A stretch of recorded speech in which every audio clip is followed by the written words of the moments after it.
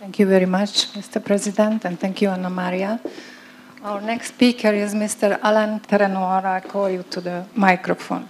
Thank you for your welcome, Mr. President Babella, Mr. President Larez Kaiser, Monseigneur Georges de Habsburg, dear Pan-European friends. And when I am saying friends here in Hungary, it's a real word. It's not just courtoisie, because I can tell you that 62 years ago, I was 14, my first demonstration was in Paris against the Communist Party after what happened here in Budapest with the Soviet army. And secondly, I came also in 2002 for a demonstration at that time in Budapest for the freedom, for the democracy, for the justice. And some years ago, one of my sons married with a beautiful, sympathetic, clever Hungar from Budapest. So you can see that I am a real friend of Hungary. And also, I will tell you, I can better understand some political position of your country because I am Gaullist. I don't know if you know what is the signification of this apartheid. Your father, Georges, was very close of General de Gaulle. He told me several times that for him, the best leaders he met during his long life was de Gaulle. And it was the same position also of Koudenov-Kalergi. De Gaulle and Koudenov-Kalergi have been very close. And it will tell you that as Gaullist or as Pan-European, we respect the independence and the will of each European nation. The European democracy is going through the votes of the national citizen, through their governments, and it's with their government that the decision has to be taken for Europe, and not only through the will, the position, the feeling of the bureaucracy of Brussels. So, now some words, maybe some of my friends, like the Slovenian friends heard, because it's not exactly the same, but it's the same direction I told some days ago. Pan-Europe is the whole of Europe.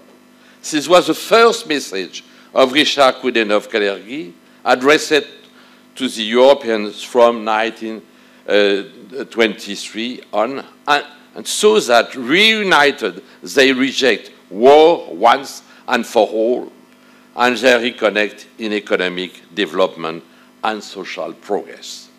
Until the early 1930s, the founder of the Pan-European Union tried to convince Europe's politicians, scientists, and intellectuals to translate into action his message of peace and progress.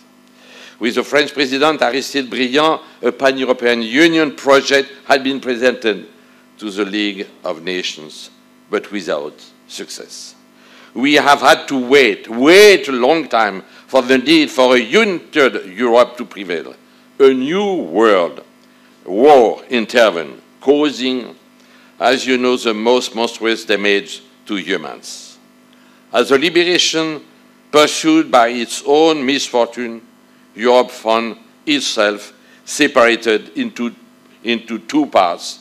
In the West, under US protection, Europe began its path towards unity and new prosperity, while in the East, here, under Soviet domination, Europe was subject to a regime of oppression. It was only at the end of the 20th century, with the collapse of the USSR, that the pan-European dream of Coudenhove-Cagliari, our dream could become feasible all over Europe.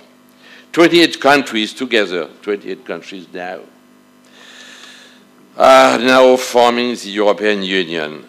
Some others are eager to accede it, and they have the right to accede it. But we did not arrive, as some authors claim, at the end of the story.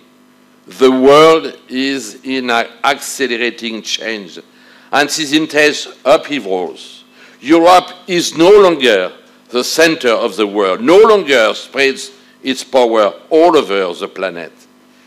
Europe retains its commercial power, but at the same time, it faces a fierce global competition where the lack of political influence and autonomous means of defense make the European Union a political dwarf. And paradoxically, at the moment when Europeans need a strong and powerful Europe, they tend to move away from it, and even some of them reject it more and more. Even when they are mistaken, people are never wrong. It was Churchill himself who, having lost the election the day after he had led his country to the victory, a great success of history, declared to the Parliament before the new Labour majority, which did not respect his election promise, by the way. Democracy is the worst form of government, except for all the others. What did he mean by this contradictory phrase? The former British Prime Minister simply wanted to recall the meaning of democracy and the constraints that led to the government of the people, by the people, and for the people. It is not the parliament that must reign, but the people through parliament.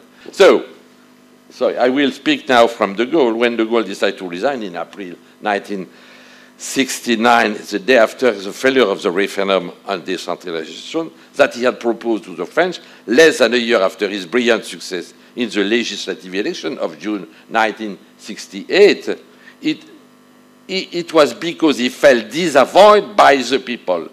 Also, he enjoyed completely legitimacy to remain president of the French Republic. Today, in the European Union, those who oppose the electoral choice, I know some of them, even in my country, even at the high level of my country, who oppose electoral choice of the British, Poles, Hungarians, Slovak, Austrian, Italian, and some others, are free to fight their policy. But it remains a fact that these peoples have freely and democratically elected their parliamentary majorities from which their government emerged from.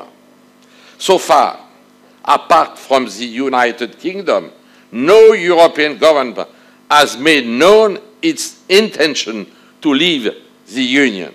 Therefore, if we consider that the Union remains more than ever a necessity, it is up to the European Council to launch among its members an objective and constructive dialogue to deal with the political difference and with reported breaches of fundamental rights.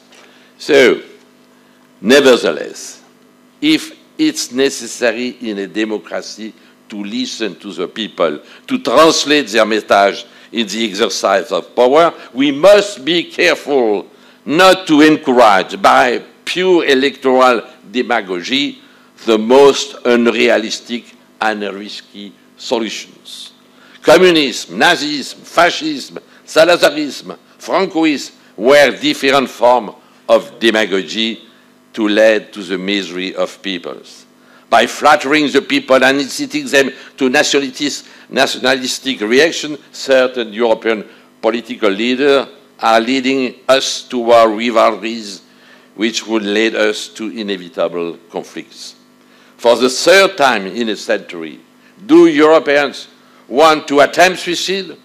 Should we fear that this time the rest of the world will not intervene to rescue us and will leave us to our own abandonment?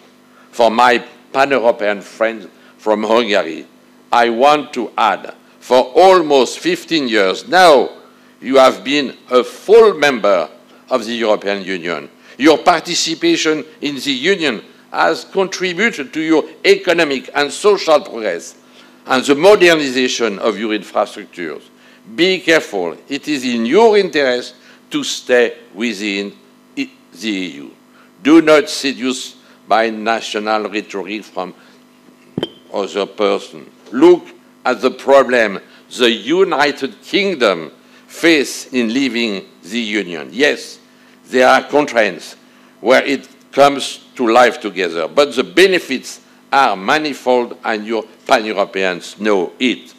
Here, in Szentendre, close to Budapest, where several times in history people resisted with courage, and will a few days after anniversary of 1956 revolution, when I spoke before. Please pay attention. I appeal to the awakening of the European to lucidity. There is still time to stop our drift into the poison delights and fleeting fashion of demagoguery. United Europe, that's the position of the European movement. United Europe, free, strong, independent power, with sovereign competence vested on you by your nation, stand up for your future. Thank you so much.